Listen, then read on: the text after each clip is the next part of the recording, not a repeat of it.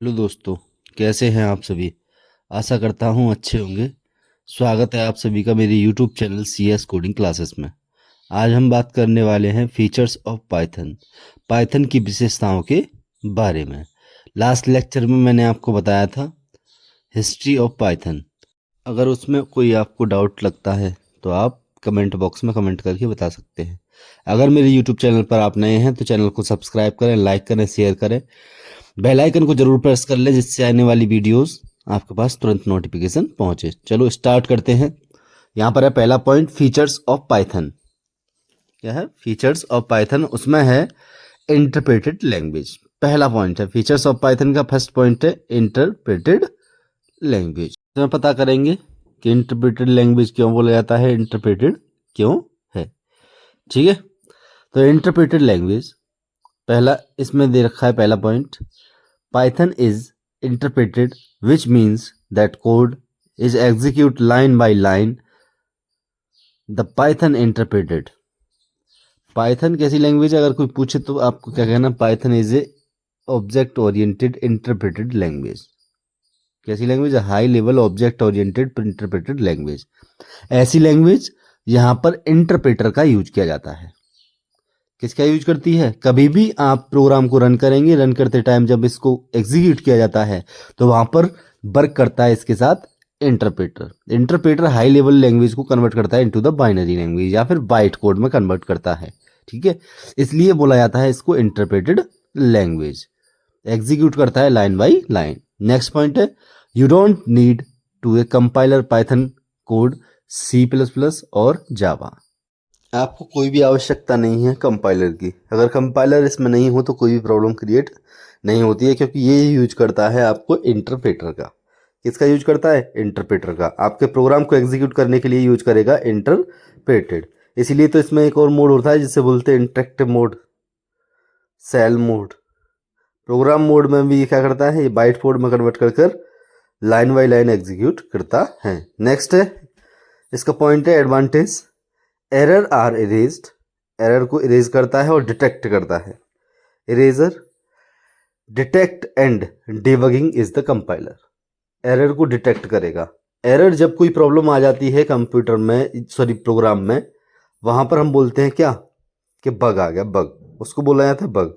अगर कोई भी यूजर उस प्रोग्राम के बग को, उस प्रोग्राम के एरर को अगर निकाल रहा है, फाइंड आउट कर रहा है, सही कर रहा है, तो उसे बोला जाता है डीबगिंग। क्या बोलते हैं? डीबगिंग। इसी को कहते हैं। एरर क्या करता है? एरर फाइंड आउट करता है, डिटेक्ट करता है और डीबगिंग करता है। कौन? इंटरप्रेटर। और सिंपल तरीके से, सिंपल वे में प्रोवाइड करेगा। एग्जांपल में यहां पर प्रिंट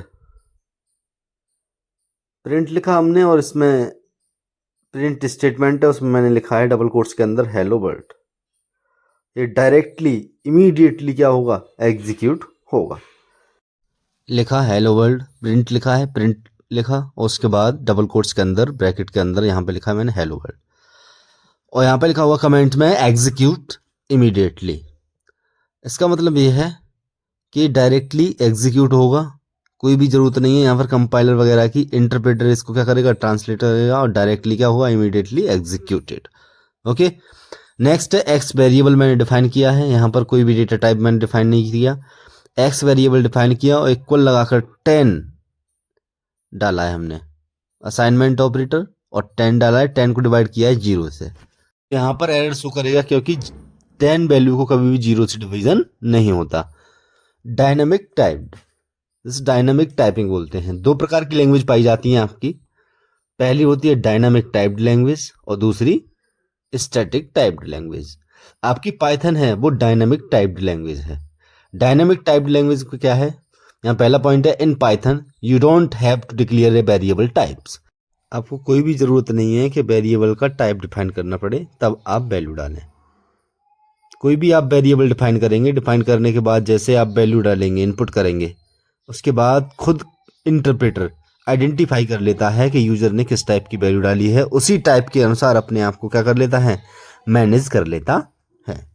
एग्जाम्पल में देखो, मैंने एक्स दिया है डिफाइन करके, यहाँ पर एक्स डिक्लेयर किया है। असाइनमेंट ऑपरेटर लगाया है इक्वल, और यहाँ पे डाला है मैंने 5। और 5 इनपुट किया। 5 इनपुट करने के बाद हमने यहाँ पर x में जो डिफाइन किया है x वेरिएबल, उसके आगे मैंने कोई भी वेरिएबल डिफाइन नहीं किया, कोई भी डेटा टाइप डिफाइन नहीं किया। कोई भी डेटा टाइप नहीं है ना, ना इंट है ना फ्लोट है ना, मैं पहले बताया ही नहीं मैंने इसको कि मैं जो इसमें वैल्यू डालूंगा वो किस प्रकार की होगी। नेक्स्ट x मैंने डिफाइन किया है x इक्वल टू हेलो, और हेलो स्ट्रिंग टाइप की वैल्यू मैंने इनपुट की है। तो ये भी कोई प्रॉब्लम नहीं करेगा, अपने आप खुद से आइडेंटिफाई कर लेगा, ठीक है। दैट वही चीज लिखी हुई है यहाँ पर, the type of a variable is determine automatically at run time. Variable का टाइप क्या है ये खुद से ऑटोमेटिकली डिटरमाइन कर लेता है एट द रन टाइम। जब प्रोग्राम को रन करते हैं उसी टाइम पर खुद क्या कर लेता है, आइडेंटिफाई कर लेता है। इसको कोई भी बताने की जरूरत आवश्यकता नहीं पड़ती, नो नीड। नेक्स्ट है advantage, less code to write and more. अब इसका मतलब आप जानते हैं, जब वेरिएबल हमने डिफाइन किया है उस टाइम पर डेटा टाइप डिफाइन नहीं किया, फ्लोट नहीं लगाया, इंट नहीं लगाया, तो कोड तो छोटा होगा ही। जब कोड छोटा होगा तो समझने में आसानी होगी, और समझने में आसानी होगी तो एरर्स कम आएंगे, प्रॉब्लम कम होंगी। ओके, नेक्स्ट है ऑब्जेक्ट ओरिएंटेड। ऑब्जेक्ट ओरिएंटेड क्या है? Python support object oriented programming language. Python क्या करता है, सपोर्ट करता है ऑब्जेक्ट ओरिएंटेड को, शॉर्ट में बोलता है उप्स कॉन्सेप्ट। जब सुना होगा आपने कि उप्स नहीं आए, उप्स कॉन्सेप्ट क्या है, ठीक है, वही होता है ऑब्जेक्ट ओरिएंटेड। इसे भी आने वाली क्लास में हम समझेंगे। पूरे क्लासेस, मेथड्स, ऑब्जेक्ट, हर चीज सीखेंगे हम इसमें। ओके, नेक्स्ट में पॉइंट में है you can use classes, objects, inheritance, encapsulation and polymorphism. Classes क्या है, ऑब्जेक्ट्स क्या है, इनहेरिटेंस, एग्जीक्यूशन, ये जब चीजें सीखेंगे हम तब पता करेंगे आगे। पॉलीमॉर्फिज्म किस तरीके से काम करता है, क्लास किस तरीके से काम कर सकती है, ऑब्जेक्ट कहाँ पर यूज किया जाता है। ऑब्जेक्ट एक, वैसे मैं बता दूं आपको, ऑब्जेक्ट क्लास का ही क्रिएट किया जाता है। इनहेरिटेंस मेथड कैसे यूज होते हैं, एनकैप्सुलेशन किस तरीके से यूज किया जाता है, पॉलीमॉर्फिज्म क्या है, मेथड ओवरलोडिंग क्या होती है, मेथड ओवरराइडिंग क्या होती है, ठीक है। तो ये आने वाली वीडियोस में देखेंगे। नेक्स्ट है एडवांटेज। एडवांटेज में पहला है रीयूजेबिलिटी। जब आप इस चीज का कॉन्सेप्ट का यूज करते हैं तो रीयूजेबिलिटी, प्रोग्राम को बार बार क्या कर सकते हैं, यूज कर सकते हैं। मॉड्यूलरिटी, मॉड्यूलरिटी प्रोवाइड करता है, एंड बेटर कोड ऑर्गेनाइजेशन। जब आप बड़े बड़े प्रोग्राम्स को लिखते हैं, जब कोई आप प्रोजेक्ट बनाते हैं, तो वहाँ पर ज़रूरत पड़ती है उप्स कॉन्सेप्ट की। तो उप्स ये मैनेज करता है कि आप बड़े बड़े प्रोग्राम को किस तरीके से ऑर्गेनाइज कर सकते हैं, किस तरीके से मैनेज कर सकते हैं एक क्लास के अंडर रखकर। ओके, क्लास डिफाइन करते हैं, क्लास एंड देन कार और कॉलन लगा देते हैं। Next point, high level language. Python is A high level means it is closer to human language than machine code. Python कैसी language है, high level language. High level language इसे बोला जाता है जो ह्यूमन के क्लोजर है, ह्यूमन उसको समझ सकता है, ह्यूमन उसको रीड कर सकता है, ह्यूमन उस लैंग्वेज को आसानी से मैनेज कर सकता है। जैसे इंग्लिश कीवर्डों का जैसे यूज करते हैं हम, पाइथन इस तरीके से रीड की जाती है जिस तरीके से आप इंग्लिश रीड कर रहे हैं। जिस तरीके से आप इंग्लिश को रीड करते हैं उसी तरीके से पाइथन को रीड कर सकते हैं, कोई भी प्रॉब्लम नहीं होती समझने में। नेक्स्ट है, you don't need to manage memory और सीपीयू इंस्ट्रक्शन डायरेक्टली। आपको कोई भी जरूरत नहीं है मेमोरी को मैनेज करने की। ये सीपीयू डायरेक्टली इंस्ट्रक्शंस प्रोवाइड करता है, किसके लिए, इंटरप्रेटर को ट्रांसलेट करने के लिए, मैनेज करने के लिए, एग्जीक्यूट करवाने के लिए। एग्जांपल में है प्रिंट लिखा हमने, ब्रैकेट ओपन, और यहाँ पर प्रोवाइड किया है हेलो, हेलो प्रिंट किया है मैंने, कोई प्रॉब्लम नहीं होगी, डायरेक्टली क्या होगा, एग्जीक्यूट होगा। नेक्स्ट पॉइंट है cross platform. Python runs on Windows, MS-OS, Linux, किसी पे भी रन हो सकता है। क्रॉस प्लेटफॉर्म का मतलब ये है, सीधा सा मीनिंग है कि जब आपने कोई भी प्रोग्राम विंडो पे राइट कर दिया, विंडो पे लिख दिया, और अगर आप उसे उठाकर एग्जीक्यूट करवाना चाहते हैं मैक ओएस पर, तो वो कोई भी प्रॉब्लम क्रिएट नहीं करेगा, आसानी से क्या कर सकता है, एग्जीक्यूट कर सकता है। लिनक्स पर लिख दिया, विंडो पर चलवाना चाह रहे हैं, फिर भी कोई प्रॉब्लम नहीं है, अपने तरीके से क्या कर लेता है, वो मैनेज कर लेता है, अपने तरीके से ऑप्टिमाइज कर लेता है स्क्रीन को। You can write Python code once and run it anywhere without modification. अगर आपने प्रोग्राम को एक बार लिख दिया तो आप कहीं भी उसको रन करवा सकते हैं, और कोई भी चेंजिंग भी नहीं करनी है आपको, मॉडिफिकेशन भी नहीं करना, विदाउट प्रॉब्लम एग्जीक्यूट होगा प्रोग्राम। मॉडिफिकेशन करने की कोई आवश्यकता ही नहीं है। इसका मतलब होता है, इसी को बोलते हैं हम क्या, क्रॉस प्लेटफॉर्म। नेक्स्ट पॉइंट है हमारे पास, easy to learn and readable. पढ़ने में क्या है, इजी है और रीडेबल है। आसानी से हम क्या कर सकते हैं, सीख सकते हैं, और आसानी से पढ़ भी सकते हैं। Python uses simply and readable syntax. लिखने में इजी है, इसलिए आसानी से हम क्या कर सकते हैं, रीड भी कर सकते हैं। नेक्स्ट पॉइंट है यहां पर, code looks almost like English making it a beginner friendly. जब आप कोई भी प्रोग्राम लिखते हैं तो आपको ऐसा लगेगा कि हम इंग्लिश लिख रहे हैं पाइथन में।